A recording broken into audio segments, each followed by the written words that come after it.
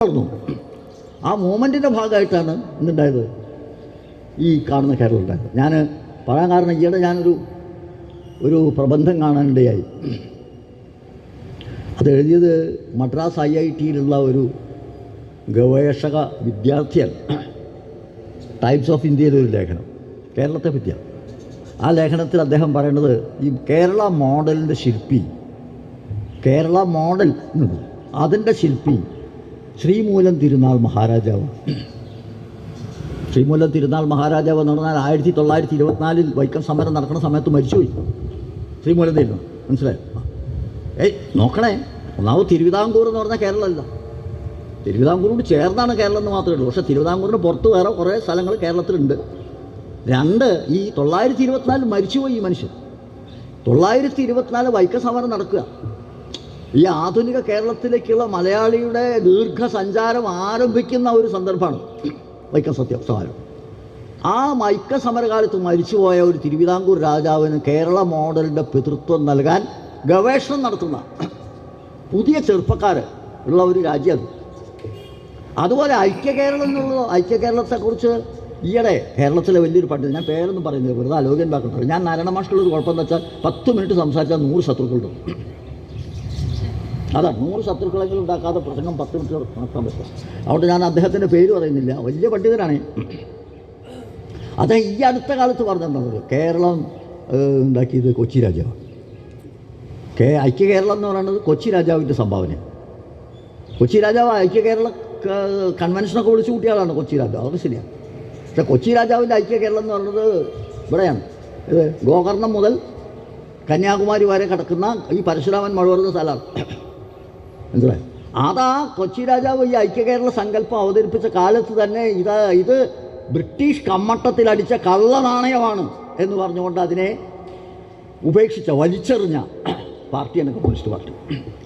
അപ്പോൾ ഈ കൊച്ചി രാജാവ് ഐക്യകേരള തമ്പുരാനാണ്. ഐക്യകേരള തമ്പുരാൻ, മാതൃഭൂമി പത്രത്തിൽ ആ കൊച്ചി രാജാവിനെ വിശേഷിപ്പിച്ച ഐക്യകേരള തമ്പുരാൻ.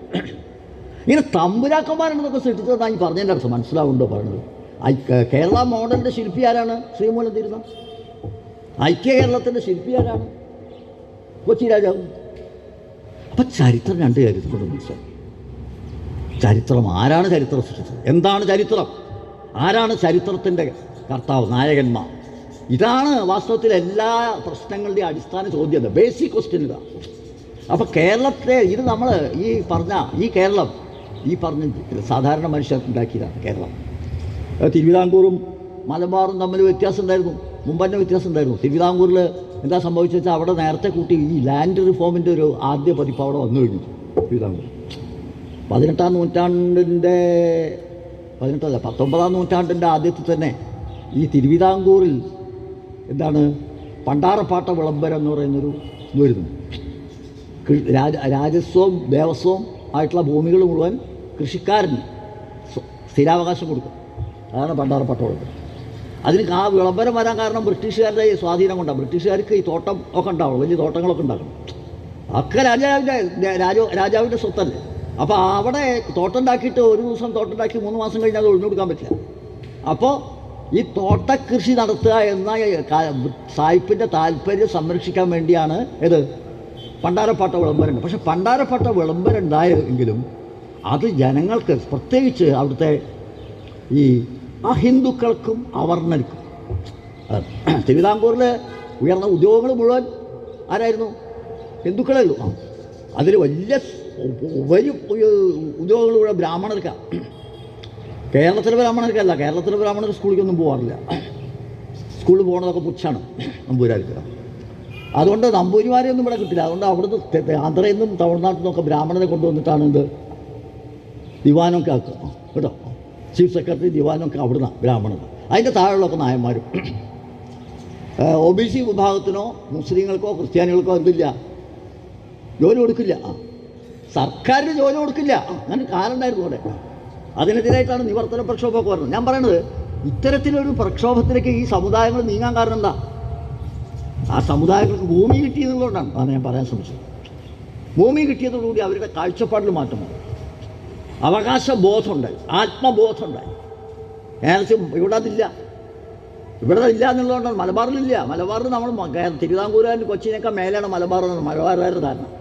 പക്ഷെ മലബാറിൽ അതുണ്ടായിരുന്നില്ല. അതുകൊണ്ടാണല്ലോ വിവേകാനന്ദൻ മലബാറിൽ വന്നിട്ടാണ് ഭ്രാന്താലയം എന്ന് പറഞ്ഞത്. തിരുകൊച്ചി ഭാഗം അപ്പോഴേക്കും എന്തായിരിക്കുന്നു, പുതിയ വെളിച്ചങ്ങൾ വന്നു കഴിഞ്ഞു അവിടെ. ദുരവസ്ഥ എന്ന് പറയുന്ന കവിത എഴുതിയതിന് വേണ്ടിയിട്ട് ഇദ്ദേഹം എവിടുന്ന് വന്നു?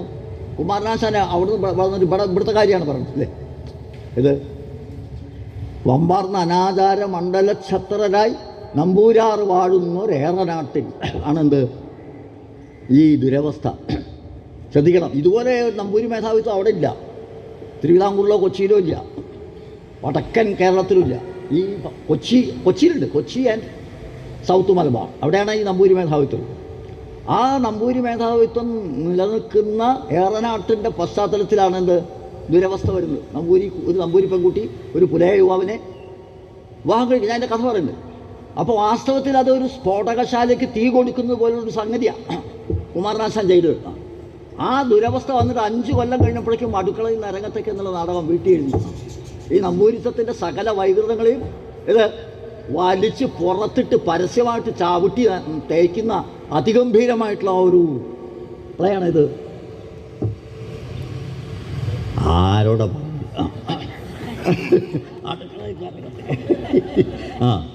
ഞാൻ പറഞ്ഞത് ഇങ്ങനെയൊക്കെയാണ് ഈ ഞാൻ പറഞ്ഞത് പുതിയ കേരള രൂപം കൊണ്ടതിൻ്റെ കഥ പറയുകയാണ്. അപ്പം ഇപ്പോൾ ഈ സമയത്താണ് 1970-കളിൽ കേരള മോഡൽ എന്ന് പറഞ്ഞൊരാശയം ശാസ്ത്ര സാഹിത്യ പരിശുദ്ധകാരൊക്കെ കൂടി ഇരിക്കുന്നുണ്ട് എന്നുള്ളതുകൊണ്ടാണ് ഞാൻ കേരള മോഡൽ. അമർത്യസെനും കെ എൻ രാജനെ പോലുള്ള ആളാണ് കേരള മോഡൽ. കേരള മോഡലിൻ്റെ പ്രത്യേകത എന്താണ്? അന്ന് കേരളത്തിൽ സാമ്പത്തികമായിട്ട് വളരെ ദയനീയ അവസ്ഥയാണ്. 70-കളിൽ ലാൻഡ് റിഫോം വന്നു, പക്ഷേ ഇന്നില്ല, കൃഷി വളർന്നില്ല.